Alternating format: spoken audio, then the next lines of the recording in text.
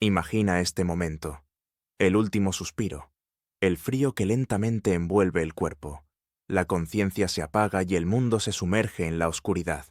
Pero, de repente, aparece algo a lo lejos, una luz cálida, deslumbrante e insoportablemente brillante. Y allí, al final de ese túnel que parece no ser de este mundo, te esperan ellos. Tu querida abuela, que se fue hace muchos años. Tu mamá, tu papá, todos aquellos a quienes amaste tanto y por quienes lamentaste tanto tiempo. Te extienden las manos. Sus rostros brillan con serenidad. Esta es la visión que calma a miles de millones de personas con lo inevitable. Esta es la esperanza más profunda de la humanidad. Es aquello en lo que todos queremos creer. Ahora, olvídalo. Pausa dramática. Todo esto es una mentira, un cuento reconfortante, una nana tranquilizadora que la civilización se cuenta a sí misma para no perder la razón frente a la aterradora verdad. Y esa verdad la conocía una mujer cuyo nombre, en vida, fue sinónimo mismo de la palabra cerebro. Una mujer que arriesgó todo para mirar más allá de la línea prohibida. Se llamaba Natalia Petrovna Bektereva.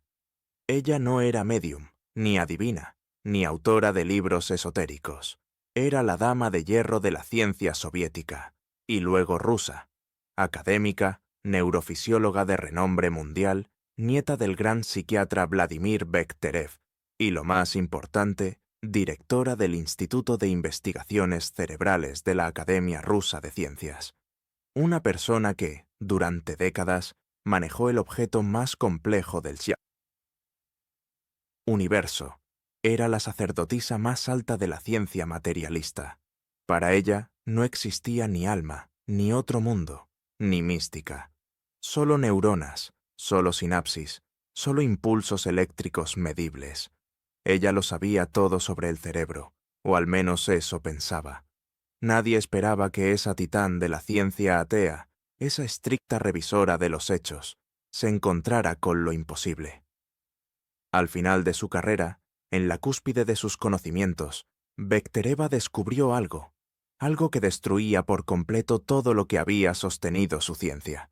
El hallazgo fue tan impactante, tan fundamentalmente aterrador, que guardó silencio. Guardó silencio durante muchos, muchos años. Temía hablar, pero ese silencio era solo una calma antes de la tormenta. ¿Qué fue lo que sacudió tanto a la famosa académica? ¿Qué la hizo, una mujer que confiaba solo en el bisturí y el encefalógrafo, hablar de cosas que sus propios colegas consideraban tonterías y pseudociencia? Usando el equipo más avanzado de su tiempo, Bektereva hizo algo que otros no se atrevían a hacer.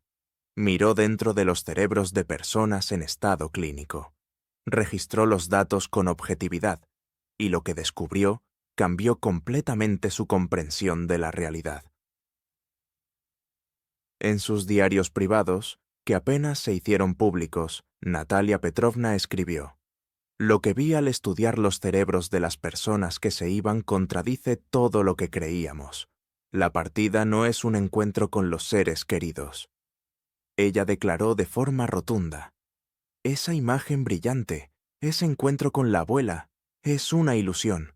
No nos encuentran ellos, nos encuentran otros». Estos seres, como ella descubrió, siempre estuvieron cerca, pero permanecieron invisibles. Y solo en ese último momento, cuando la conciencia se apaga, ellos finalmente salen a la luz. ¿Quiénes son estos enigmáticos guardianes y qué quieren de nosotros?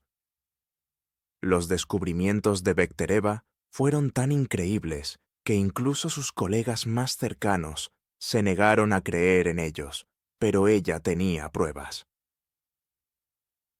Imaginemos por un momento los fríos y estériles pasillos del Instituto del Cerebro de Leningrado, más tarde conocido como el Instituto de San Petersburgo. Aquí, en los laboratorios equipados con la tecnología más avanzada de su tiempo, Natalia Bektereva llevaba a cabo su monumental trabajo. Para ella, como para cualquier cirujano, el cerebro no era una caja mística de Pandora.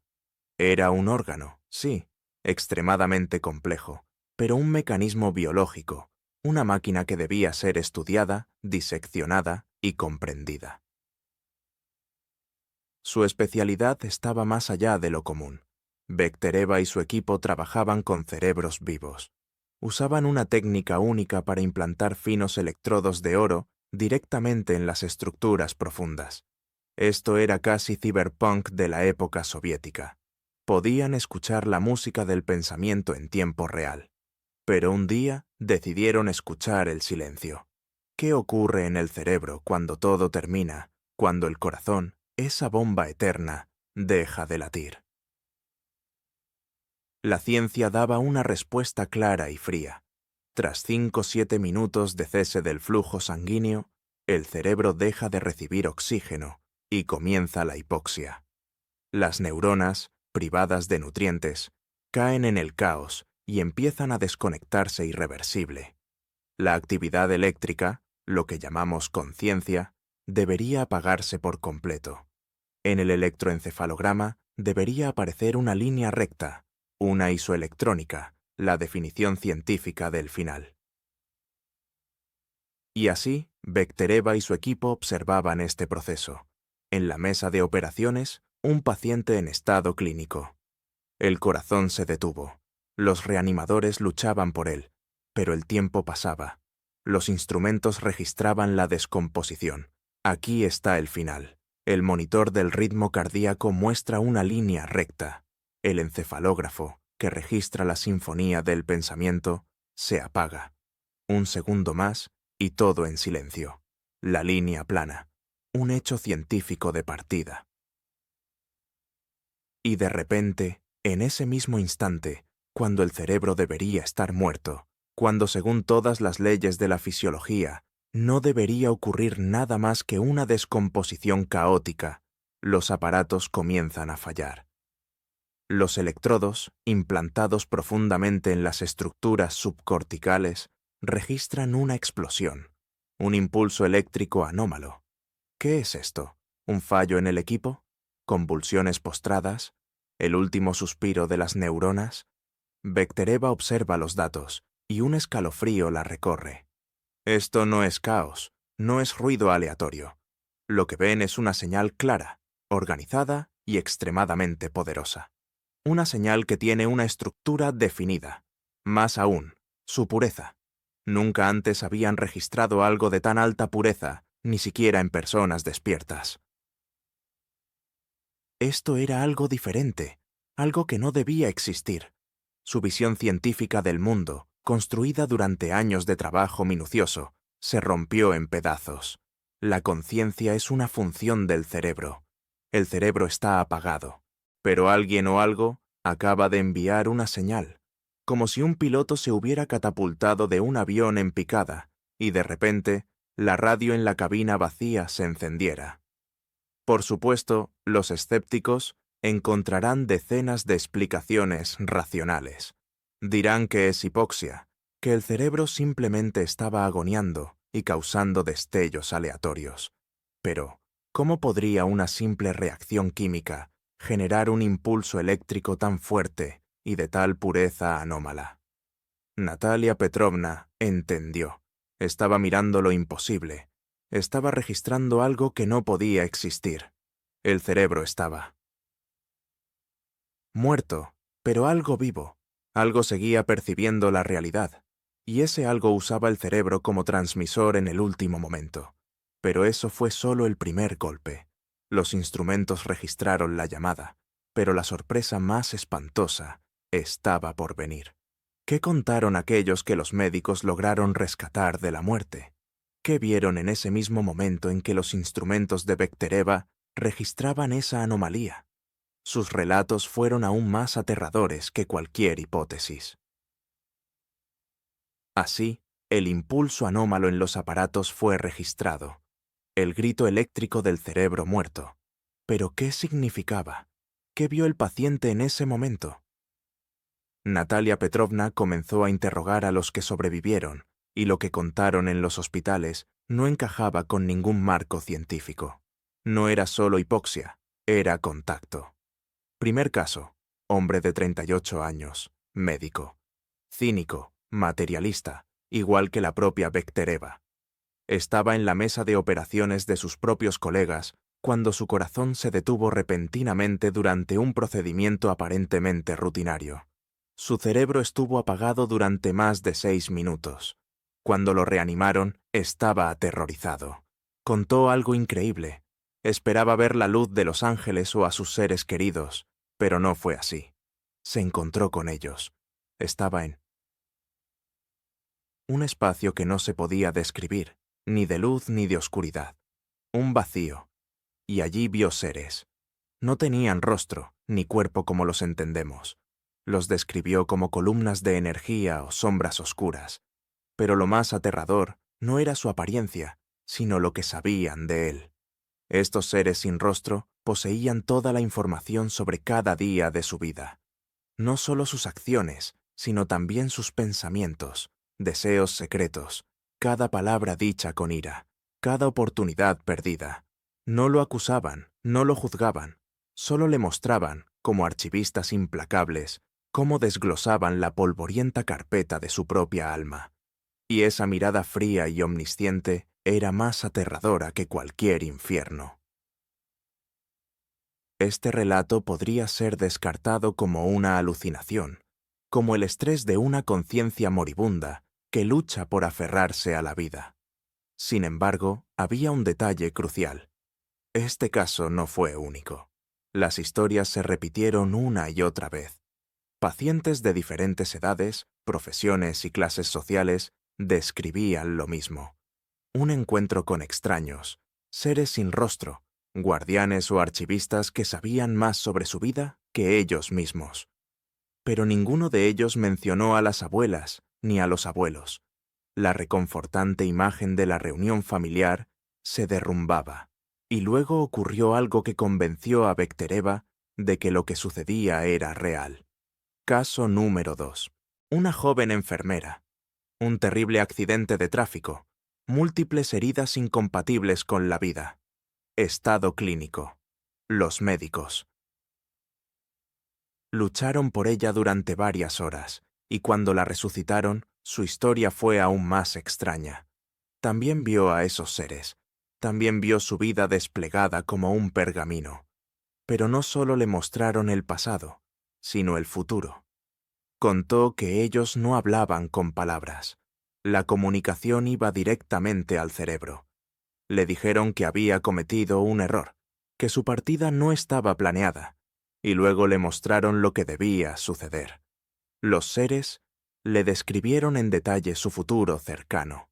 Le dijeron que dentro de 6 meses dejaría ese hospital, que se mudaría a otra ciudad que nunca había considerado, y que cambiaría de profesión, dejando la medicina para entrar en un campo completamente diferente. El equipo de Bektereva quedó atónito.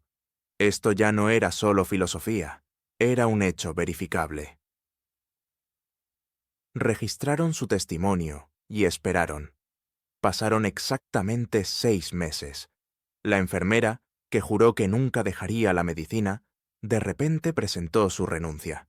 Anunció a sus colegas que se mudaba a esa ciudad y empezaba a trabajar en la actividad de la que le habían hablado.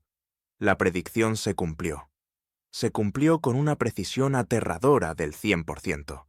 Esto ya no podía atribuirse a la hipoxia. La falta de oxígeno no puede predecir el futuro. Y el fenómeno de Bektereva no era único. En todo el mundo se acumulaban datos similares.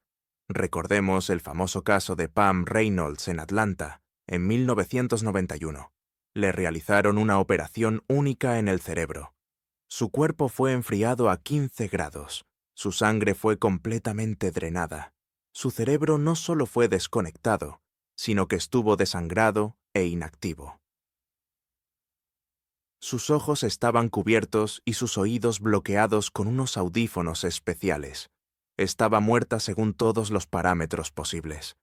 Pero al regresar a la vida, Pam describió con todo detalle los instrumentos quirúrgicos que usaron los médicos. Contó las conversaciones entre los cirujanos en el quirófano. Ella escuchó y vio todo, estando fuera de su cuerpo muerto. Bektereva entendió que se encontraba con un fenómeno que la ciencia prefería ignorar. La conciencia se separaba del cerebro, y en ese momento entraba en contacto con algo que tenía acceso a una cantidad increíble de información sobre el pasado, y lo más aterrador, sobre el futuro. Los hechos no cuadraban. El pico anómalo en el cerebro muerto, los relatos de los pacientes sobre los seres sin rostro, y lo más importante, la predicción cumplida de la enfermera. Algo no encajaba. La imagen estaba incompleta, y en algún momento le vino una idea. La idea era tan simple y al mismo tiempo tan monstruosa que Bektereva intentó alejarla al principio. ¿Y si estos seres no solo vienen en el momento de la partida? ¿Y si no nos están esperando? ¿Qué tal si ya están aquí? Fue esta aterradora hipótesis. Bektereva sugirió que estos seres están junto a cada uno de nosotros, no desde el momento de la partida, sino desde el momento del nacimiento. Toda nuestra vida, cada segundo, las 24 horas del día, los 7 días de la semana, ellos son grandes observadores, registradores invisibles, archivistas imparciales que graban todo. Imaginen esto. Están ahora en una habitación. ¿Están seguros de que están solos? Pausa. Este pensamiento aterraba incluso a los científicos más experimentados, a quienes Bektereva se atrevió a contarle. No es solo el ángel guardián de los cuentos religiosos. Esto es vigilancia cósmica total. Cada acción suya, cada palabra susurrada, cada pensamiento que ni siquiera se atreve a reconocer, cada deseo secreto, cada impulso fugaz de ira o generosidad, todo esto está siendo cuidadosamente registrado, anotado, archivado. Es el show de Truman a escala planetaria. Solo que los espectadores son invisibles y la escena es toda nuestra vida. Pero, como científica y materialista, Bektereva no podía detenerse en las metáforas. Necesitaba una teoría. ¿De dónde vienen? ¿Quiénes son? Planteó una hipótesis que adelantaba su tiempo por una década. Sugirió la existencia de un gigantesco campo planetario de información, una especie de memoria cósmica. Los esotéricos lo llaman las crónicas akáshicas. Filósofos como Vernadsky lo llamaron la noosfera, y Bektereva, como neurofisióloga, lo veía como un fenómeno físico, un campo donde se almacena información sobre cada ser vivo, sobre cada evento, sobre cada pensamiento, como un gigantesco disco duro del planeta. Y estos observadores no son espíritus, son como agentes de este campo, una interfaz, bibliotecarios que mantienen nuestro archivo personal del alma. Su tarea no es juzgar ni castigar, su tarea es registrar.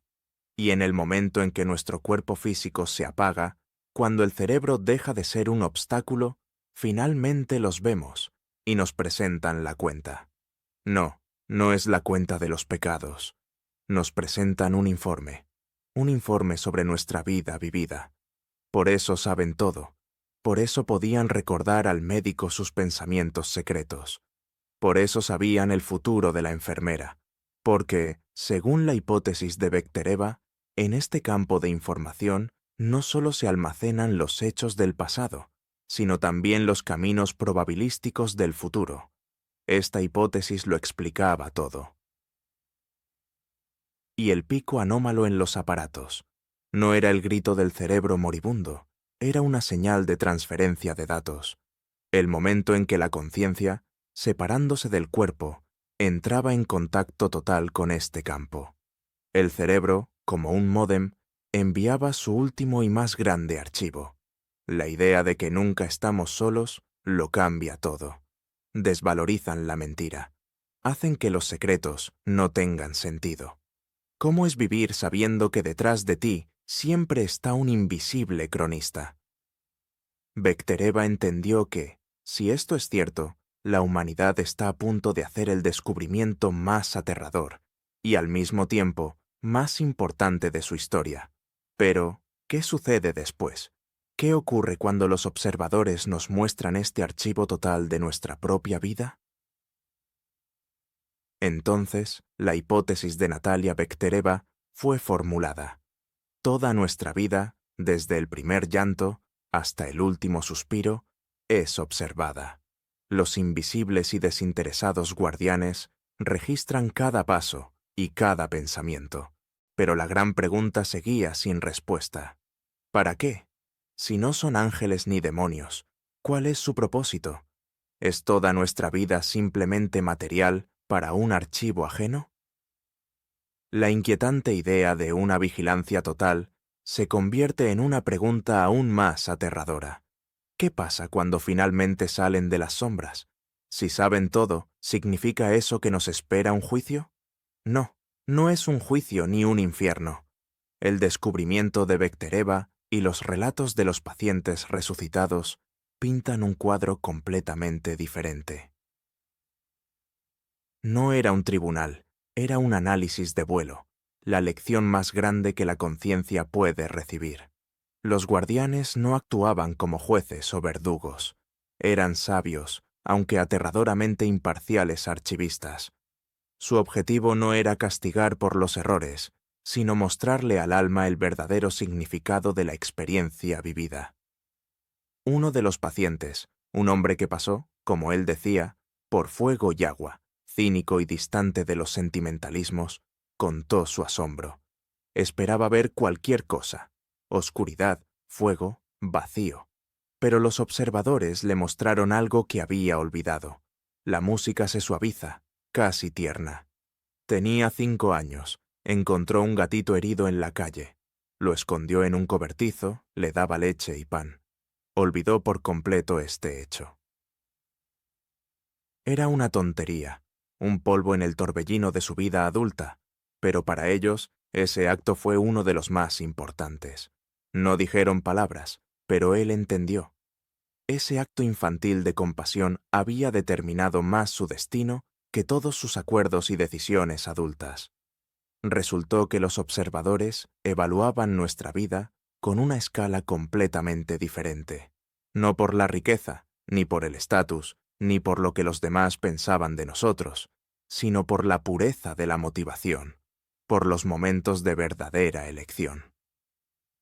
Pero el descubrimiento más asombroso esperaba a Bektereva por delante. Ver la vida no era solo una retrospectiva, era un análisis de escenarios alternativos. Una profesora de 45 años, que había pasado por un estado clínico tras una grave enfermedad, contó algo inimaginable. Le mostraron no una vida, sino 3. La primera, la que vivió. Una vida común, nada especial.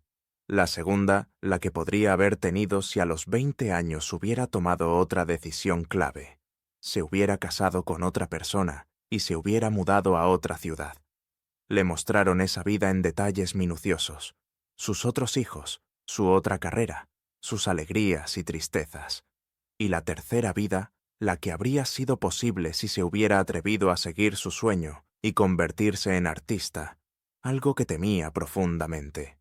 No era un reproche, era una lección sobre el poder de la elección y la responsabilidad total por cada acción y omisión. Surge una aterradora pregunta. Si ellos saben todos los posibles caminos, ¿son responsables de nuestra elección? No son los titiriteros que mueven los hilos. Las investigaciones de Bektereva dieron una respuesta negativa. No son directores, son el espejo imparcial.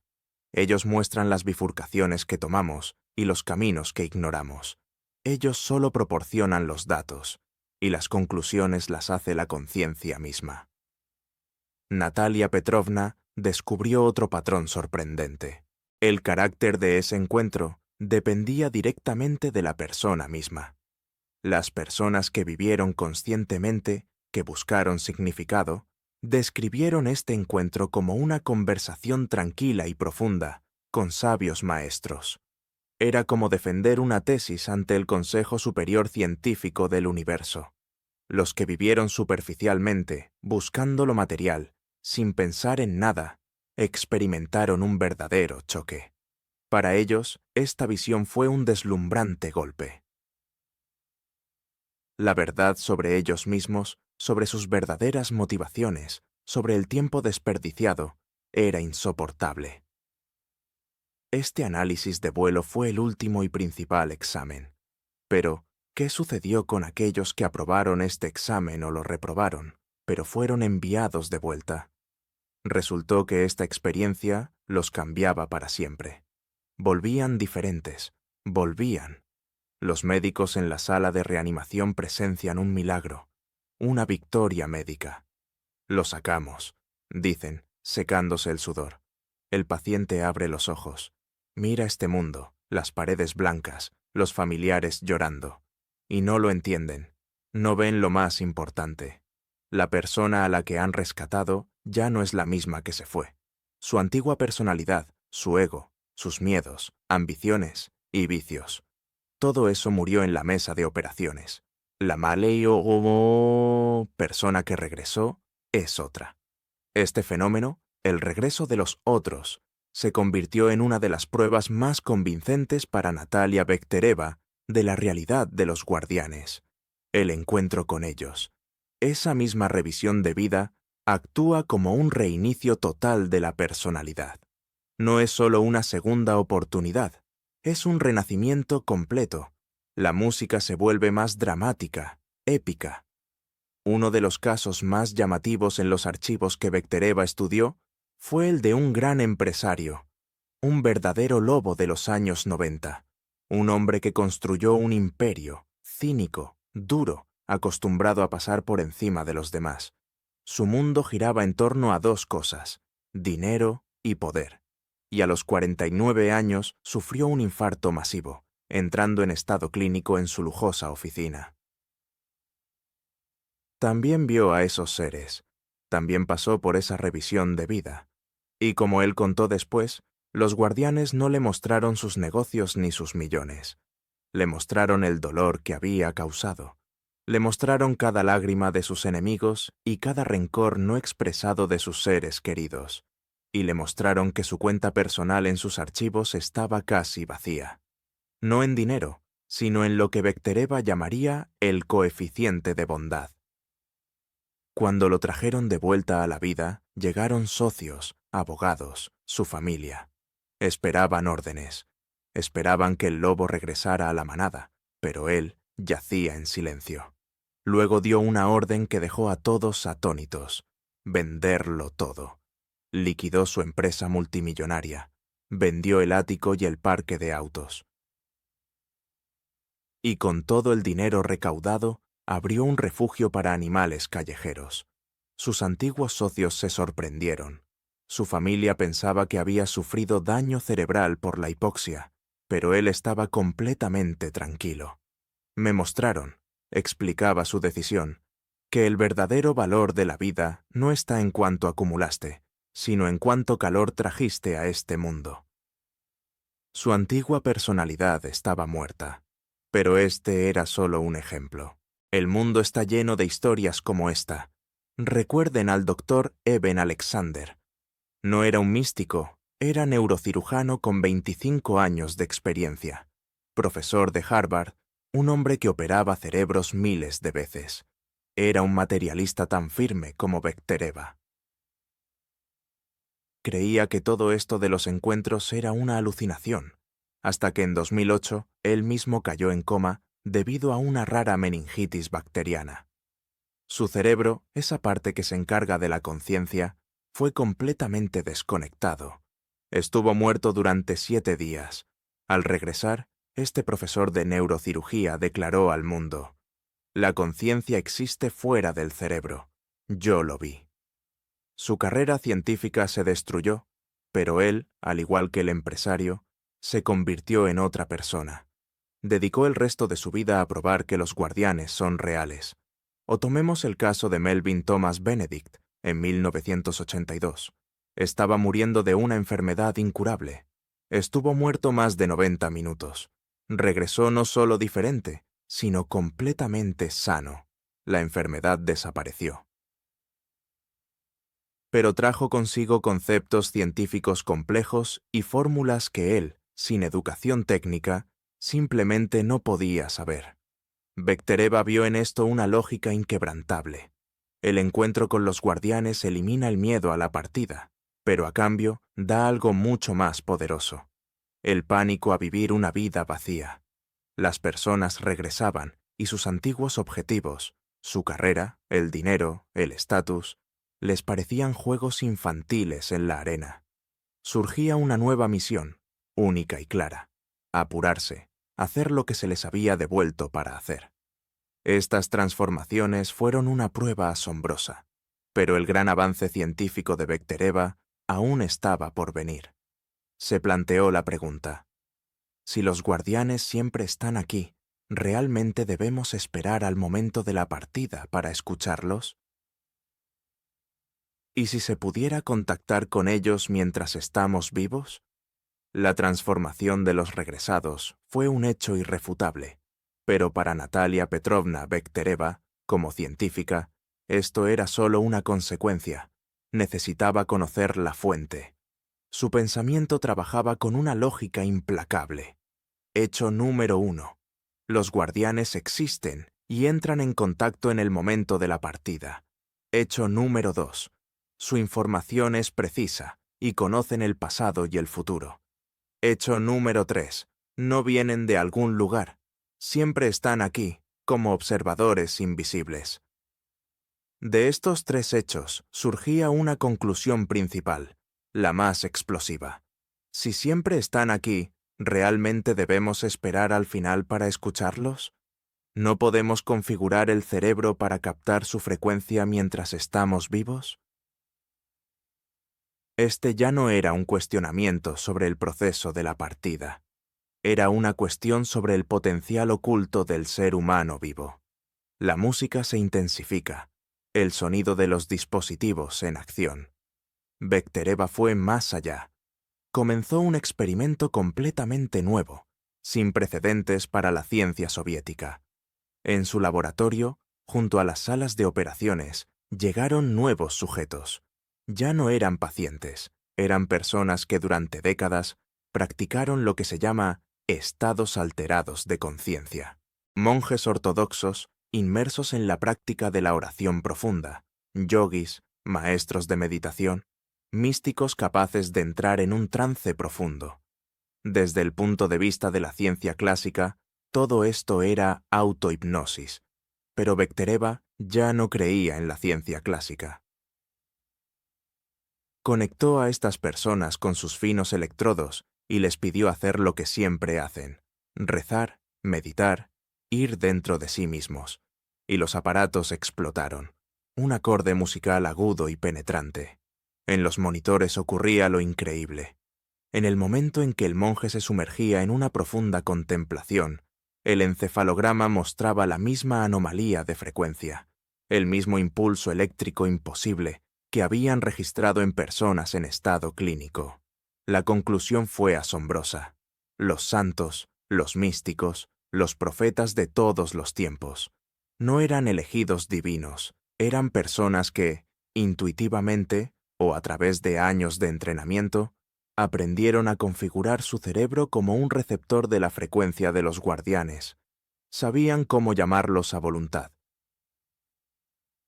Y lo que la humanidad durante siglos había considerado revelación divina o la voz de los ángeles, era un contacto directo con ese campo de información. Esto lo explicaba todo: la predicción del futuro, la sabiduría profunda, las habilidades extraordinarias de previsión. Era una tecnología biológica de la conciencia.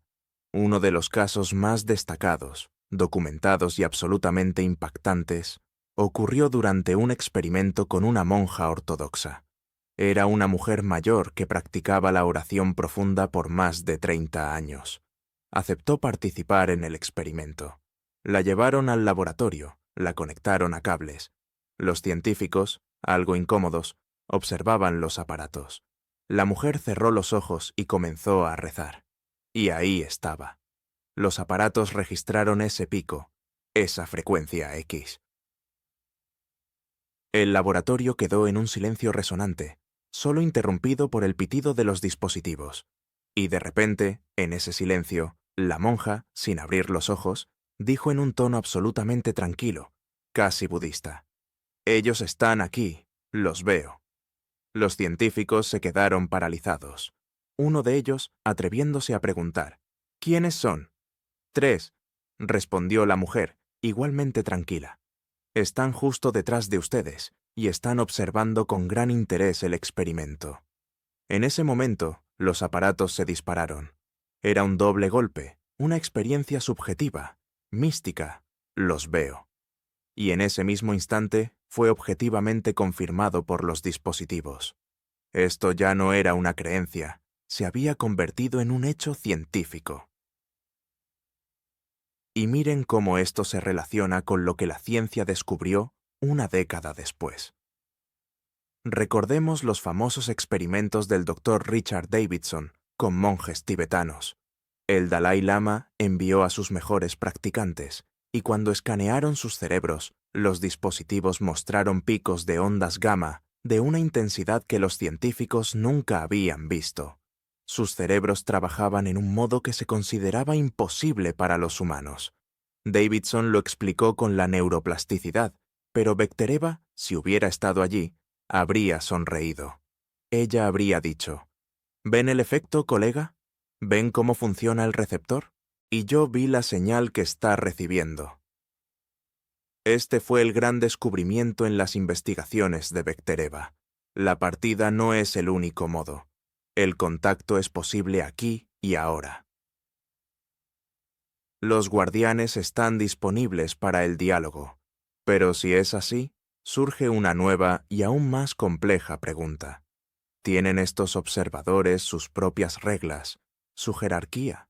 ¿Y por qué algunos ven a 3 y otros a 9? Así que el contacto era posible. El cerebro es un receptor que se puede ajustar a la frecuencia correcta. Los guardianes son la emisora, transmitiendo las 24 horas, en la misma frecuencia. Pero Natalia Petrovna Bektereva, siendo científica, no se conformó con simplemente captar la onda. Quería entender la estructura. Existe una organización en este mundo invisible, una, si se quiere, burocracia cósmica. Ella fue más allá, intentó clasificar a estos observadores. Estudiando decenas, cientos de informes de los regresados y comparándolos con los datos de los místicos meditadores, encontró una sorprendente y aterradora regularidad. El número de guardianes era diferente. En la mayoría de los pacientes, como en la monja del laboratorio, eran 3. Esta tríada parecía ser el grupo estándar de acompañamiento, pero en algunos casos había 5, 7, y en casos raros y excepcionales, 9. ¿Qué es esto? ¿Una casualidad? ¿Un error en los cálculos de una conciencia moribunda al borde del caos? Bektereva no lo pensó así. Ella vio un sistema. Su hipótesis fue audaz y arriesgada. Como neurofisióloga, sabía que el cerebro de un ser complejo y altamente desarrollado requiere más recursos. Sugirió que el mismo principio se aplica en ese nivel. El número de guardianes depende directamente de la complejidad del alma, de la complejidad de las lecciones que la conciencia eligió aprender en esta existencia terrenal. Es como un equipo de acompañamiento. Si tu tarea en la vida es vivir una vida sencilla, ocupándote de la familia y el trabajo, te basta con el grupo básico de 3 guardianes. Pero si tu alma vino aquí para hacer un avance, superar grandes pruebas, influir en el destino de otros o luchar contra terribles vicios, necesitarás un equipo especializado, un equipo ampliado de mentores. Y esta hipótesis fue brillantemente confirmada por los casos clínicos. Uno de los casos más interesantes fue el de un joven y brillante artista, un hombre de increíble talento, pero con un dolor interno igualmente increíble. Su vida fue una explosión, brillante y trágica. Como resultado de un trágico incidente con sustancias prohibidas, su corazón se detuvo. Estuvo allí el tiempo suficiente para que los médicos casi se rindieran. Cuando lo trajeron de vuelta, contó sobre su encuentro no con 3, sino con 7 guardianes. Y no era solo una multitud, Cada uno tenía una especialización. Era una verdadera jerarquía celestial. Uno de los guardianes, según él, era el responsable de su camino creativo. Le mostró las obras maestras que debía crear, pero no alcanzó a hacerlo. Otro llevaba un archivo sobre su lucha contra la adicción, mostrando cada victoria y cada caída. Un tercero supervisaba sus complicadas y dolorosas relaciones con las personas. Le explicaron que su alma había elegido uno de los caminos más complejos, el camino de un genio que oscila entre la autodestrucción y la genialidad. Por eso su equipo de mentores era tan amplio. No era solo una revisión, era la junta directiva de su propio destino. Pero si las almas complejas necesitan un equipo especializado, ¿qué pasa con los niños? Y aquí, Bektereva descubrió el hallazgo más conmovedor. La tragedia en el agua. Una niña de 7 años, que estuvo a punto de morir en un accidente en el río. La trajeron de vuelta, y ella también describió su encuentro con 3 seres. Pero su mente pura de niña, sin los miedos, el cinismo y las dogmas religiosas de los adultos, los percibió de una manera completamente diferente. Ella no vio a los estrictos archiveros, ni a las entidades. Sin rostro, con entusiasmo, contó que 3 hadas brillantes vinieron a ella. Bektereva vio en esto la clave. Los guardianes son, quizás, pura energía, pura información, y nuestro cerebro les da forma según lo que puede percibir. Para la monja, eran 3 detrás de ella. Para el artista, 7 especialistas. Y para la niña, eran hadas. Su burocracia era perfecta. Las hadas no la asustaron, eran amables. Una de ellas, según contó la niña, le mostró imágenes de cómo iba a aprender bien en la escuela. Otra le mostró cómo ayudaría a su madre en casa.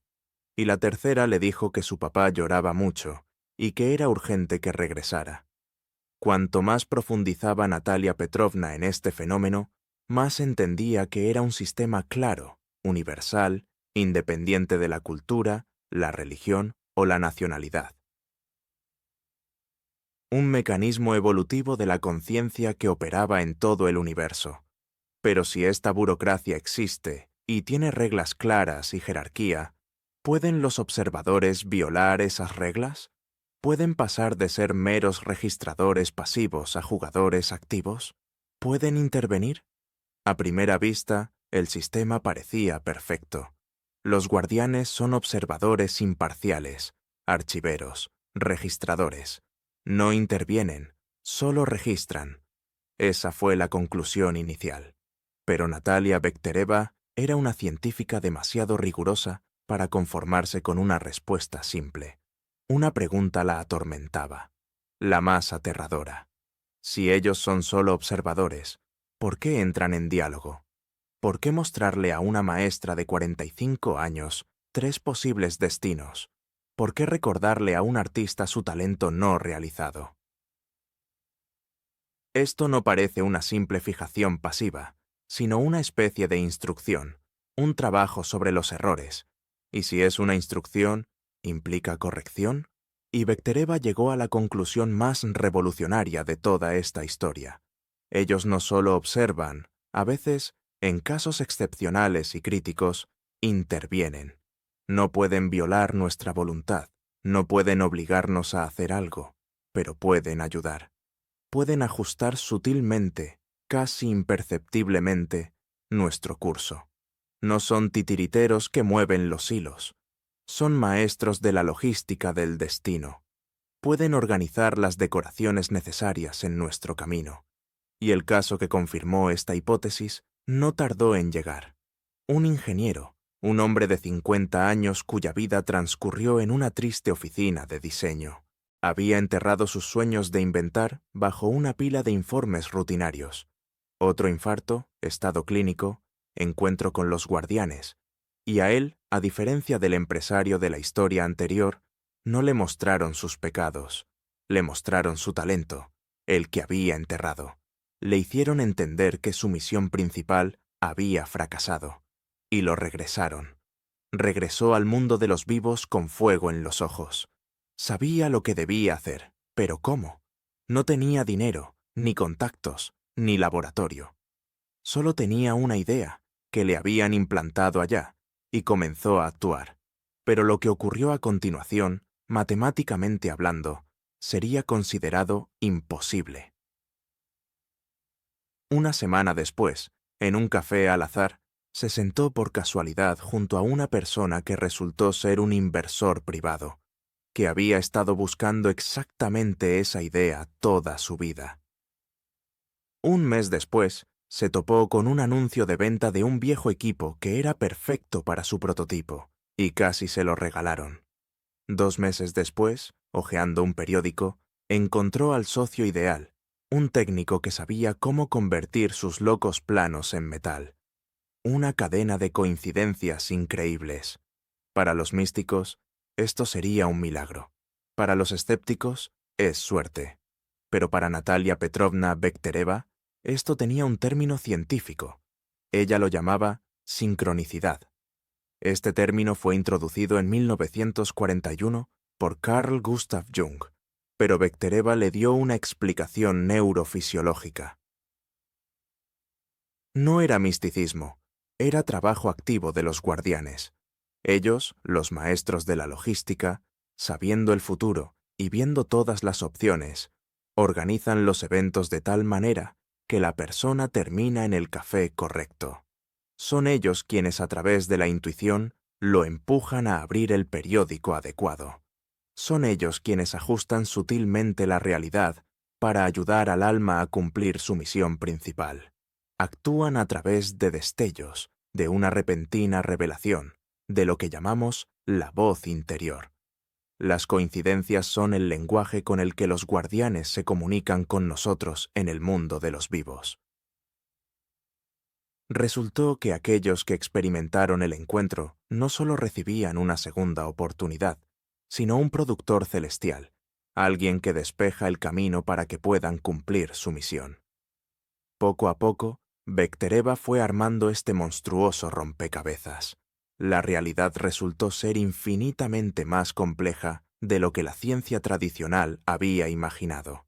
No solo vivimos y morimos, somos parte de un grandioso sistema, elementos de un organismo vasto del universo, donde la conciencia individual está conectada con la mente cósmica, y los guardianes son el eslabón que conecta todo eso. Pero este descubrimiento presentó un terrible dilema para la misma Bektereva. Ella conocía la verdad que podía salvar a la humanidad o sumirla en el pánico. ¿Y qué debía hacer con ese conocimiento? Y aquí lo sabía.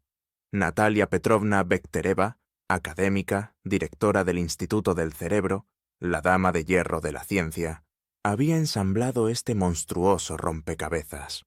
Fragmento tras fragmento, picos anómalos en el cerebro moribundo, relatos de los regresados sobre los jueces sin rostro, profecías cumplidas, contactos con místicos, jerarquía de los observadores y, finalmente, su intervención secreta en nuestros destinos.